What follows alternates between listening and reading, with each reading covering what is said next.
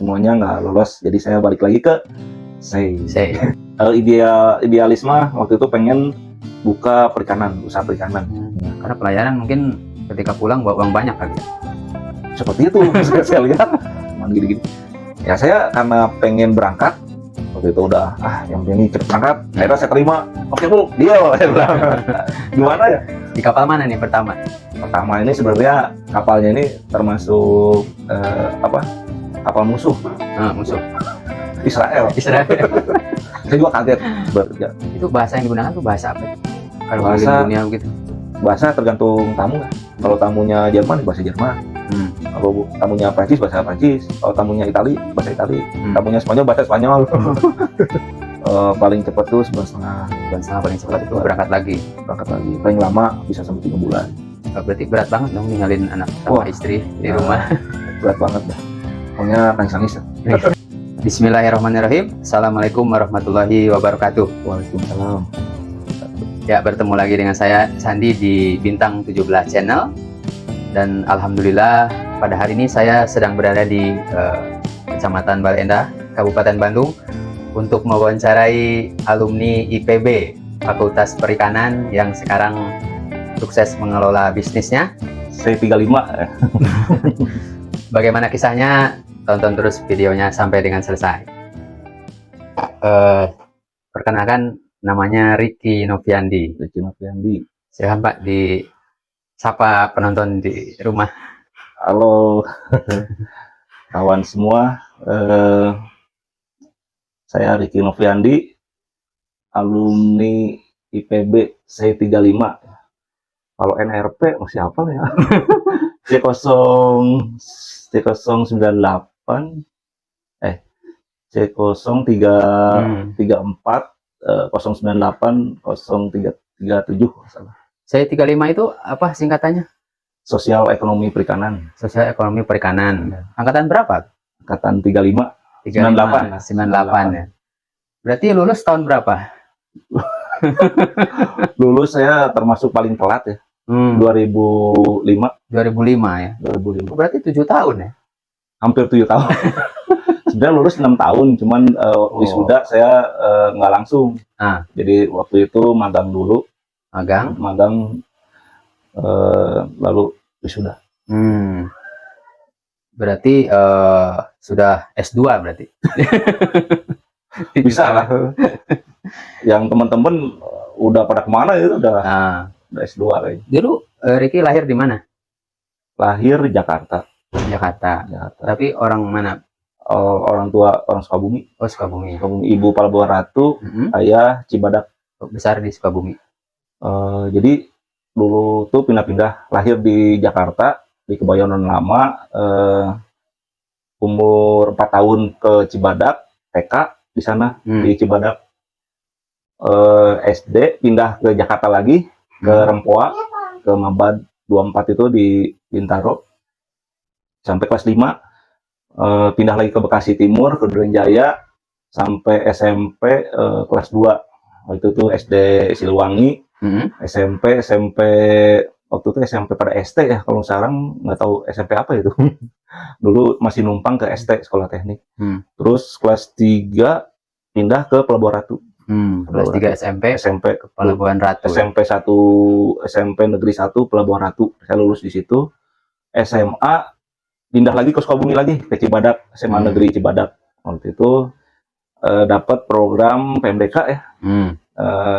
Di pilihan ketiga dapatnya di Sosial Ekonomi Perikanan. Pilihan pertama itu sebenarnya teknik Fakultas Teknologi Pertanian. Yang kedua Manajemen Kehutanan. Yang ketiga Sosial Ekonomi Perikanan. Sosial Ekonomi Perikanan ya. Waktu itu kenapa di pilihan pertama Fakultas Teknologi Pertanian, PTETA ya?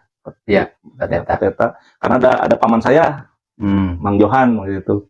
Lagi kuliah di sana ya? Kuliah di sana, angkatan 32 waktu itu. Rekomendasi ke situ, jurusan itu. Yang kedua ke Manajemen Kehutanan. Yang ketiga ke Sosial Ekonomi Perikanan. Kenapa? Karena paman itu waktu itu punya apa ya? Perikanan. Ya di perikanan itu, di Sosial Ekonomi punya tambak perikanan. Bukan punya tambak. punya kekasih lah istilahnya. Hah? pacar angkatan 33 gitu. Udah Oh, biar iya, iya. itu tuh alasannya biar bukunya segalanya enak lah, tinggal diturun-turunin gitu. Waktu itu. Oh gitu ya. Akhirnya didapatnya di perikanan, mungkin karena alasannya kesini-sini saya baru sadar alamat saya di Pelabuhan gitu. Iya, iya. Jadi dikasihnya di perikanan. Coba kalau alamat saya di Pangalengan di sini ya atau di daerah pegunungan pasti kehutanan. Mungkin ya, nggak tahu juga. Tapi suka, maksudnya enjoy kuliah di situ di jurusan saya. Enjoy nggak? Waktu tingkat pertama enjoy itu pas udah tingkat kedua ya, ketiga lah, semester 4 lah. Waktu semester pertama kedua itu sebenarnya saya masih kepikiran pengen nyobain PTN. Tapi kan waktu itu jadwalnya ini ya, Saya sempat bareng. ikutan, Oh sempat. terus Terus? nggak lolos. Saya waktu itu Nggak lulus. ikutan UMPTN di UI waktu itu, daftar di UI. Sama waktu daftar itu di ini kena pertanyaan juga. Kenapa kamu udah kuliah di PB bagus, masih pengen ikutan UMPTN? Saya bilang, Bu, ini saya pengen merubah nasib. Saya pengen jadi dokter. Jadi UMPTN itu saya pilihan pertamanya kedokteran, UI. Yang pilihan keduanya waktu itu saya ikutan MIPA ya, yang bisa IPA IPS itu yang bisa 3 pilihan waktu itu. Kedokteran UI, yang keduanya ITB pertambangan ITB, yang jurusan ketiganya itu hubungan internasional UI juga. Cuman semuanya nggak lolos, jadi saya balik lagi ke SEI. Bisa sampai 7 tahun itu gimana ceritanya? Apa banyak kesulitan? Waktu itu kesulitan nggak, cuman memang saya nggak fokus. Waktu semester berapa sih? 6 ya, 6 bukan 6, 7. Semester 7 itu kan udah harus bikin proposal segala macam kan. Ya. Jadi nggak fokusnya semester 6, 7, 8 gitu ya? Iya. Harus keterusan. Ya, waktu itu kerja. Oh, semester 6 kerja Di Johannes Bispam waktu itu di Ciseeng. Kerja apa itu? Di Johannes Bispam. Jadi Johannes Bispam. Ya sekarang udah nggak ada kayaknya, saya udah cari-cari di Google udah nggak ada. Udah nggak ada ya? Itu eksportir ikan hias terbesar kedua waktu itu. Asia Tenggara. Yang pertama itu kan yang di Bekasi itu, yang siapa itu ya? Yang kedua itu Johannes Bispam, itu orang Medan, Chinese Medan ya, 3 hektar luas lahan. Tapi belum lulus kuliah kok ingin kerja itu? Waktu itu sebenarnya penelitian waktu itu ke situ, bikin proposal penelitian, jadi tentang budaya manajemen tentang ekspor kebijakan ekspor ikan hias waktu itu. Dan kemudian magang di situ, penelitian di situ, keterusan gitu. Jadi sambil jadi terbengkalai kuliahnya ya. Waktu itu seperti lulus itu. Tahun berapa tadi? 2005. Nah, terus pertama kali kerja itu kemana? 2008, 2005 ya. 2005 waktu itu idealisme waktu itu pengen buka usaha perikanan. Karena tertarik di Johannes Bispam itu, saya udah dapat ilmunya tentang pembudidayaan ikan hias, segala macam ikan hias, dan saya tertarik. Tapi waktu itu kenapa saya nggak jadi? Kenapa ya? Modal apa? Pertama itu, jadi lahan kan. Jadi kalau untuk budidaya ikan hias harus punya lahan. Sebenarnya lahan itu bisa diakalin dari nyewa atau ngajak kerjasama sama petani, itu kan banyak lah di daerah sekitar Bogor gitu kan. Cuman waktu itu saya tuh pulang lagi ke kampung, ke rumah. Di rumah itu ketemu sama anaknya baru pulang dari kapal, dari kapal pesiar. Dia bawa uang, terus bawa oleh-oleh lah segala macam. Saya tanya, kerja di kapal kayak gimana, terus gimana caranya gitu kan. Kalau saya bisa nggak gitu kerja di sana waktu itu. Oh bisa mah bisa aja kata dia. Cuman kata anak gua itu sayang ijazah saya nggak kepake kan IPB gitu kan, Iya. S1 sayang. Terus segala macam lah, kerja di sana tuh black and blue katanya. Black and blue apa? Babak belur katanya. Fisik abis katanya gitu kan. Pelayaran ya. Pelayaran. Terus waktu lama kontrak sampai sekitar waktu itu tahun 2005 ke belakang itu kontrak di kapal tuh masih 10 bulan ke atas. 12 sampai setahun, ada setahun gitu kan. Kalau sini 6 bulan, 8 bulan. Waktu itu seperti itu, ngobrol sama kakak, saya tertarik. Karena apa? Waktu itu saya pingin punya modal untuk Ikan hias tadi. Jadi untuk dapat modal, pengen masuk dulu ke pelayaran. Nah, kayak gitu sebenarnya. Karena pelayaran mungkin ketika pulang bawa uang banyak kali ya. Seperti itu. saya lihat tuh saat dia saya pulang kendaraan, pulang bangun rumah gitu. Gaji berapa? Saya tanya. Oh, kalau di kursnya ditukar ke rupiah, besar sekali. Kursnya luar negeri itu gaji dolar. Bisa sampai 3.000 waktu itu. Terus akhirnya Pak Riki ngelamar itu ke. Nah, ceritanya ke pelayaran. Ceritanya waktu itu saya ngelamar kemana aja. Masukin ke Bank Danamon. Ke Bank Danamon, terus Bank apa? BNI ya, BNI. Waktu itu terus ke ini pelayaran itu. Oh ya. Pelayaran. Nah, sambil waktu itu nunggu itu saya training di perhotelan, karena pilihannya di kapal pesiar itu ada banyak.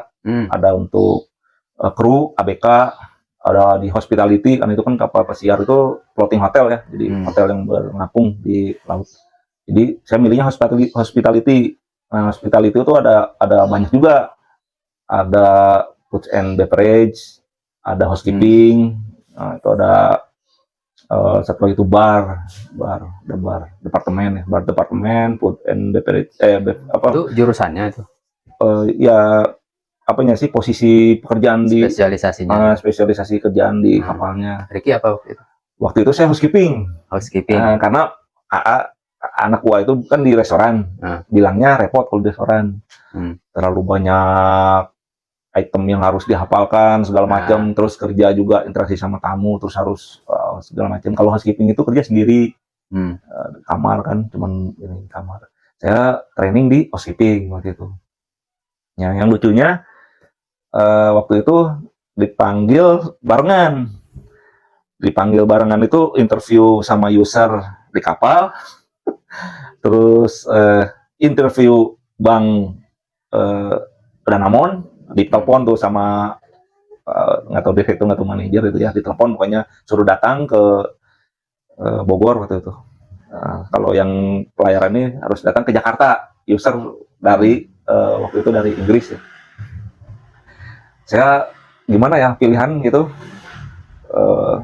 akhirnya setelah pertimbangan matang-matang, terus konsultasi sama orang tua, saya jatuhin pilihan ke kapal ya. Karena waktu itu walaupun modalnya besar ya, ke kapal itu waktu itu modal besar untuk dokumen-dokumen kayak paspor, Simanbook, terus bikin dokumen SCRB, terus CCM, training itu banyak dokumen-dokumen untuk kerja di kapal itu banyak, belum training perhotelannya segala macam.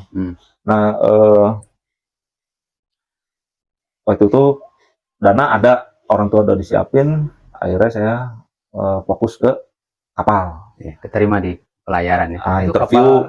Interview sama user, karena saya nggak tahu kenapa, mungkin bahasa Inggrisnya disebutnya bagus mungkin ya, mungkin saya mah apa tuh gitu ya, waktu itu tesisus ya pokoknya. nggak boleh, bukan nggak boleh. Jadi ditawarinnya itu posisi di restoran malah. di restoran. Di restoran, kamu Ya. bagus katanya, Ah. good speaking segala macam lah. Terima. Bagus untuk interaksi sama tamu, gitu kan. Iya. Ngobrol tuh senyum-senyum gitu kan. Kalau housekeeping cuman gini-gini. Ya saya karena pengen berangkat waktu itu udah yang penting cepet berangkat. Akhirnya saya terima. Oke Bu, deal. Saya bilang. Akhirnya dapat tuh letter of job-nya segala macam, tiket segala macam dapat. Berangkat ke kapal. Pas di kapal saya nggak bisa kerja. Nggak bisa kerja. Ya nggak tahu. Di restoran kerjaan aku gimana ya? Di kapal mana nih pertama? Pertama ini sebenarnya kapalnya ini termasuk kapal musuh. Musuh. Israel. Saya juga kaget sebenarnya. Bisa di kapal Israel. Saya juga kaget itu. Itu kayaknya saya dapat ini bukan dapat. Saya kena TPPO itu kalau sekarang tindak pidana. Bukan tindak pidana. Iya, tindak pidana penjualan orang. Saya itu dapat itu. Jadi dari sini dikirim dari Indonesia itu ternyata dikirim 30 orang dari Indonesia, semua kru dapat tiketnya itu tujuan akhirnya di Amman, Jordania, dan harus lapor ke KBRI Yunani waktu itu. Cuman dari Amman, Jordania itu kita nggak jelas mau kemana waktu itu, nginep sehari di bandara, akhirnya dapat tiket terusannya ke Tel Aviv.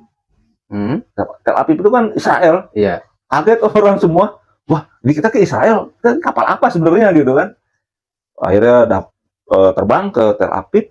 Di Tel Aviv itu kan ditangkap. Jadi orang Indonesia nggak punya hubungan diplomatik segala macam. Iya. Banyak lagi ngapain nih? Takutnya kan macam-macam gitu kan. Wah, itu yang bikin serem itu di bandara sana itu. Karena mungkin mereka banyak musuhnya mungkin ya. Itu orang tentara itu di mana-mana, di setiap penjuru itu tentara megang senjata waktu itu. Dan yang namanya Ahmad, waktu itu ada Ahmad, ada Muhammad, waktu itu ada namanya yang ke Islaman ditangkap, dipisahin. Kalau saya kan namanya ke barat-baratan, Ricky gitu kan. Oh dipisahin juga, ini sini gitu kan. Wah itu udah nangis-nangis lah istilahnya, kita mau diapain mudah-mudahan selamat itu. Pengalaman nih ya. Terus? Pengalaman hidup ini pertama kali menginjakkan kaki di negara musuh itu. Sempat di di penjara atau gimana? Atau langsung bebas lagi? Kebetulan itu tuh ditelepon, kita kru kapal waktu itu Mano disebutnya, Mano Cruise. Nah yang punyanya itu Moshe Mano. Gitu. Jadi Moshe Mano mungkin orang penting ya di negara itu, negara Israel itu. Kita dibebaskan setelah diinterogasi segala macam, dipoto, diambil, pokoknya digeledah, tas diacak-acak, dimasukin ke bis, kita diarahkan ke pelabuhan itu pelabuhan Asdod. Bukan Asdod, pelabuhan Haifa dulu. Di Haifa itu datang kapal pesiarnya. Kapalnya kayak kapal peri. Kapalnya kecil. Kita di situ diinterogasi lagi segala macam, masuk di karantina selama 3 bulan. Jadi selama 3 bulan kita kerja itu nggak boleh keluar. Nah setelah 3 bulan kerja, saya dapat izin tuh, permit, stempel segala macam, boleh keluar. Jadi pas ada waktu libur, jalan-jalan. Jalan-jalannya ya kemana lagi? Yerusalem. Waktu itu ke Yerusalem naik taksi, bayar $100 berapa orang gitu kan. Jalan-jalannya ke Masjid Aqsa gitu. Itu pengalaman pertama di pelayaran langsung ke Israel. Langsung ke negara. Waktu itu tahun 2007 ya. Itu udah perang sama Lebanon sebenarnya tahun 2006 itu. Karena di sepanjang jalan tuh rumah-rumah di dekat pelabuhan itu bekas bom. Kelihatan tuh. Terus malam-malam juga kadang-kadang ada suara senjata, wah serem pokoknya.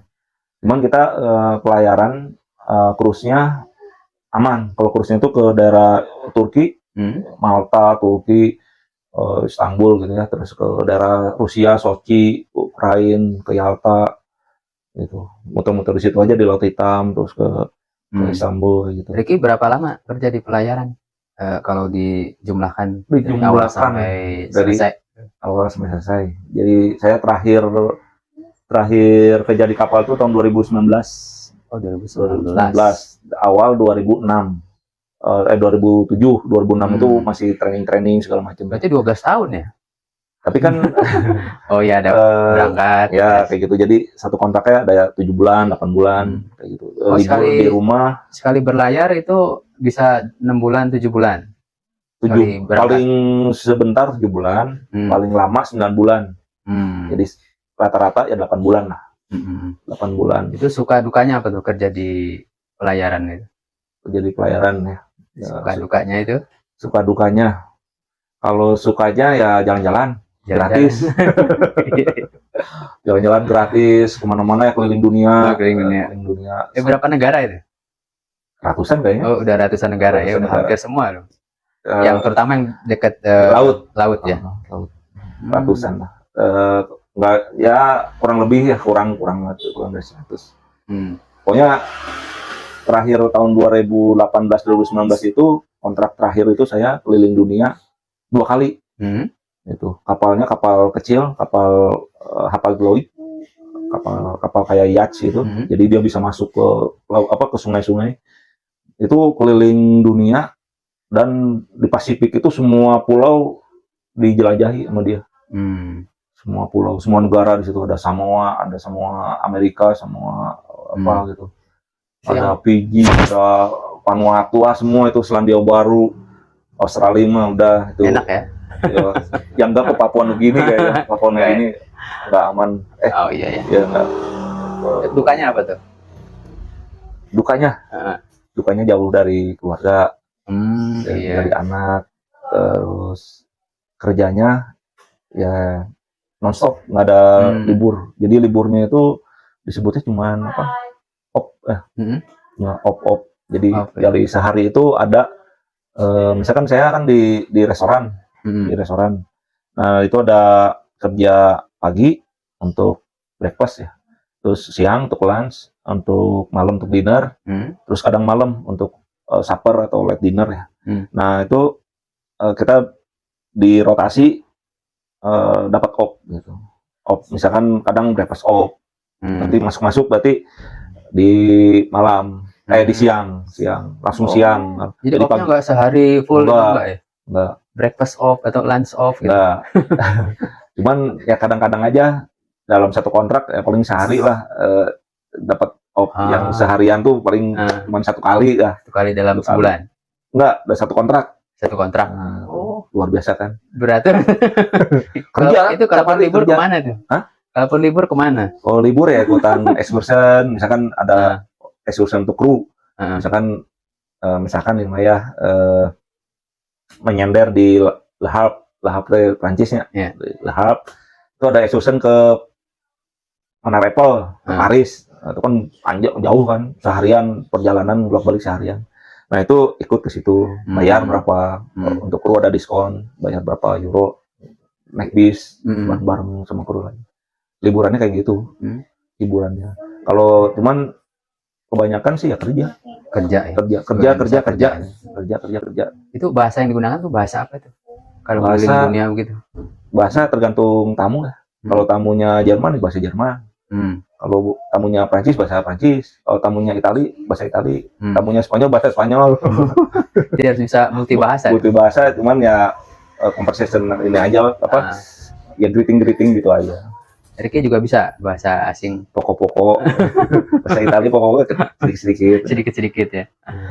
Itu belajar di kapal ya? Belajar di kapal. Kalau terakhir tuh yang kapal Jerman Hapag-Lloyd ada itunya, ada trainingnya. Ada training, ada kelas. Ada kelas. Jadi ikutan kelas bahasa wajib hadir. Itu masuk gaji, dibayar lah istilahnya. Iya. Nah, itu dapat sampai level 1 kalau misalnya, level 1 atau 2 ya, lupa lagi saya. Teman udah lama ya, udah lupa ya. 2019. Harus kan kalau bahasa harus dipakai kan. Iya. Kalau nggak dipakai lupa. Terus kalau sekali berlayar itu setiap kali pulang tuh bawa uang berapa? Kalau boleh tahu. tergantung posisi ya, Hmm. tergantung posisi. Kalau misalkan di restoran itu untuk waiter kan terakhir saya ya, waiter di range 1.800-an, $1.800 $1.800 per ya, bulan ya, per bulan untuk level waiter. waiter. Asisten 1.100, Hmm. 1.200, 1.100. Tergantung tingkatannya, tapi minimal itu tadi ya. Ya, itu. 1.800 belum Tips dari dari tamu ya, tamu.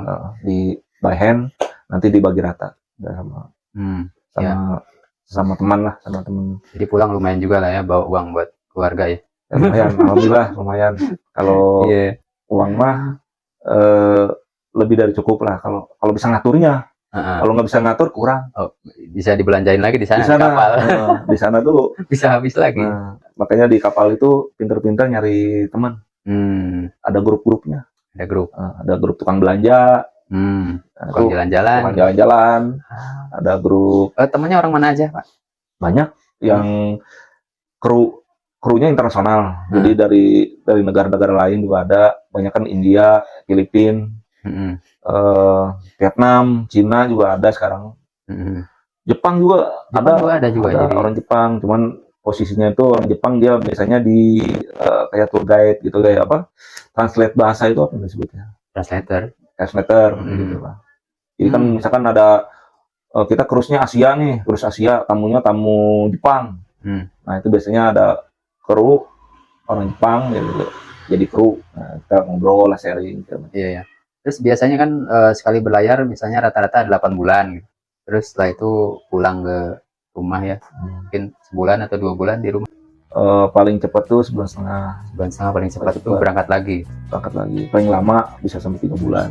Berarti berat banget dong ninggalin anak sama istri di rumah. Berat banget dah. Pokoknya nangis ya.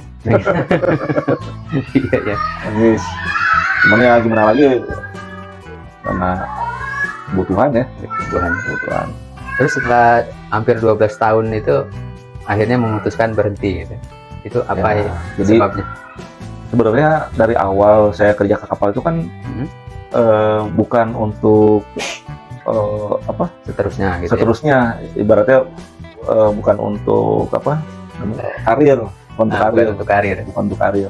Soalnya kalau untuk karir tuh ada bisa tidak terbatas ya, berapa kontrak. Dan kalau misalkan untuk karir, teman seangkatan saya waktu kerja sekarang udah jadi, kayaknya dilihat di statusnya sosial, jadi asisten maitre kayaknya, udah asisten manajer restoran, udah posisi udah di bawah, di atas supervisor gitu kan. Nanti kan jenjangnya itu dari asisten waiter, nanti jadi head waiter, kadang supervisor, dari supervisor asisten maitre. Nah, kalau saya nggak, dari awal tuh bukan untuk karir. Dan waktu training di Jakarta juga dapat mentor orang Bali, Pak Nyoman ya. Saya ingat Pak Nyoman. Terima kasih Pak Nyoman. Pak Nyoman siapa? Mentor waktu training di Maksasai. Waktu itu dia bilang kalau bisa maksimal 10 kali kontrak. Itu udah, kamu kalau bisa ngatur uang itu 10 kontrak itu udah rumah, insya Allah udah dapat, kendaraan, insya Allah udah dapat, nikah juga udah bisa gitu. Waktu itu dihitung sama beliau, kamu gaji sekian, dalam berapa kontrak naik posisi jadi waiter. Kan saya waktu awal kontrak itu posisi asisten waiter, 2 kali kontrak atau 3 kali kontrak, training, kontrak keempat kamu udah naik jadi waiter tuh gaji udah sekian ribu misalkan. Tuh kamu gini, jadi dihitung sama dia 10 kontrak udah cukup. Waktu itu saya kepikiran ke situ terus. Jadi saya harus 10 kontrak. Jadi waktu itu awal 2019 berhenti ya. Sen ya, kalau di jumlah dipotong libur-libur itu ya 10 tahun lah. 10 tahun ya di kapal. Nyampe 12. 10 dan dihitung-hitung juga kurang lebihnya 10 kontrak gitu. Waktu itu kapal pertama di Mano, Israel, terus cuma 1 kontrak itu di situ. Karena selanjutnya